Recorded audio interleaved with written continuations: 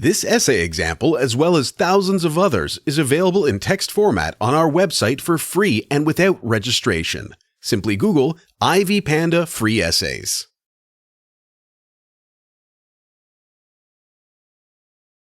Introduction. The Mughal Empire, 1526 to 1540, 1555 to 1707, was one of the largest empires established in the Indian subcontinent. It was founded by Babur in 1526 and continued to expand until the beginning of the 18th century. During the period preceding Mughal India, the region was governed by the Delhi Sultanate, a generation of Muslim leaders. Thus, the history of pre-Mughal India already had a conflict between Muslim governors and Hindu residents. During the rule of Akbar the Great, this struggle between the two religions was softened as the emperor tried to establish a state with a level of religious freedom. Nevertheless, this path of the empire changed when Aurangzeb came to power. The actions of this and the following rulers exacerbated the religious conflicts. The combination of the region's economic independence, the tensions between Hindus and Muslims, and the penetration of the subcontinent by the European economic powers led to the decline of the Mughal Empire. Pre-Mughal India.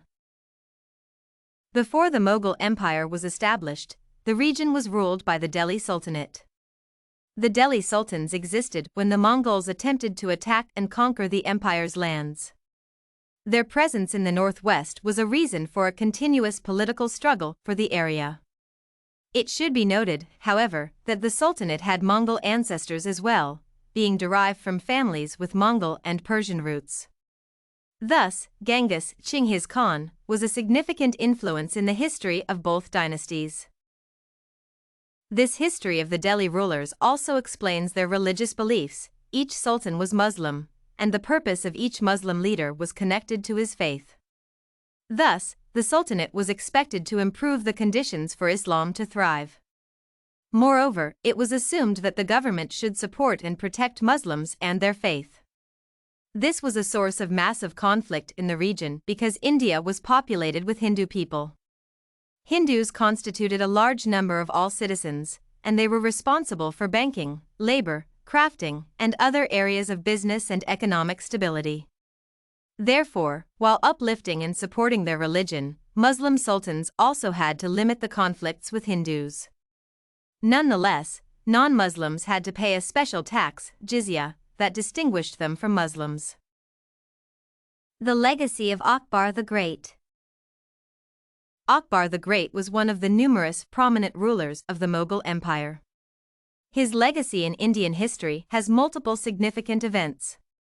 First of all, he was the emperor who returned the empire to Mughal domination after a brief period between 1540 and 1555. Second, Akbar was different from the previous and the following emperors because he wanted to find a new approach to the religious conflict in the region. In the early years of his reign, he abolished the tax on the Hindu people. Furthermore, Akbar did not allow Muslims to take war prisoners as slaves, a practice that was legalized before his rule. He established relationships with members of other faiths, including not only Hinduism but also Christianity and other religions, with a small presence in the area. Thus, he hoped that the empire would become more accepting of other faiths than before. Akbar continued to decrease the level of superiority given to Muslim specialists and ulama and reduced their funding in favor of other religious scholars. Akbar's interest in military technology and research also contributed to the empire's evolvement and economic independence. The ruler expanded the territories governed by the Mughals and increased political stability. Under his reign, a road-building program was established. It contributed to the improvements in transportation and communication between different regions of the empire. Moreover, Akbar also simplified and systematized the processes of moving goods, which had a positive impact on the internal exchange of products. Thus, it can be stated that this emperor tried to modernize the government and the region's economy by introducing new frameworks. He established a bureaucratic structure under which multiple institutions were created.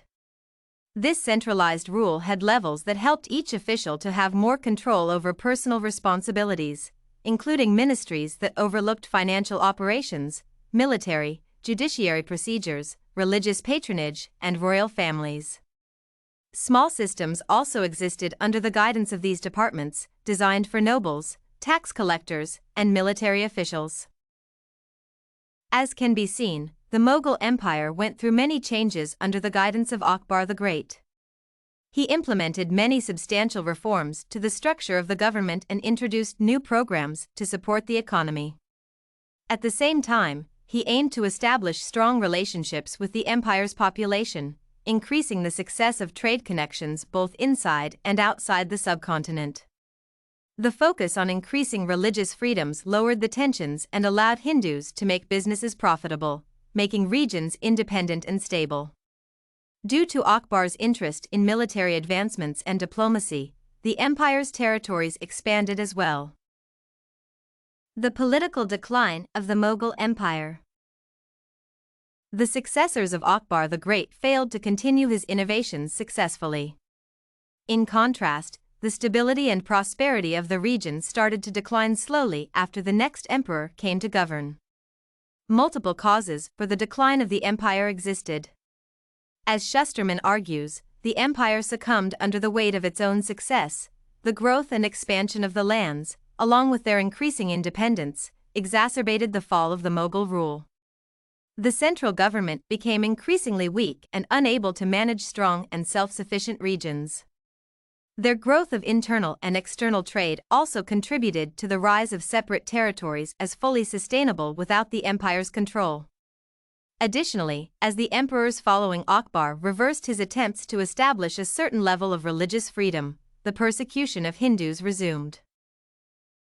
Another possible reason lies in the disinterest of emperors in military innovation at the end of the 17th and the beginning of the 18th century.